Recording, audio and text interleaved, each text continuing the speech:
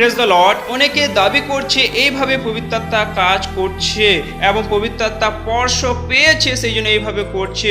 আমি এটা দেখে শকড হয়ে গেলাম যে পবিত্র আত্মা কি এইভাবে কাজ করতে পারে? এইটা পবিত্র আত্মার কাজ নয়।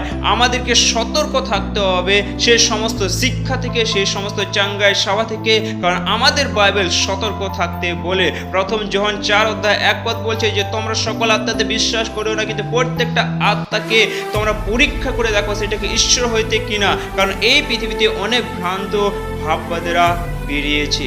সেই সমস্ত ভ্রান্ত শিক্ষক থেকে, সেই সমস্ত ভুল শিক্ষা থেকে এবং এই সমস্ত চাঙ্গাই সভা থেকে সাবধান থাকুন, সতর্ক থাকুন। এবং এইটা কিন্তু পবিত্র আত্মার কাজ নয়, কারণ শয়তানও কাজ করছে এবং ঈশ্বরও কাজ করছে। তাহলে আমরা কিভাবে জানতে পারবো?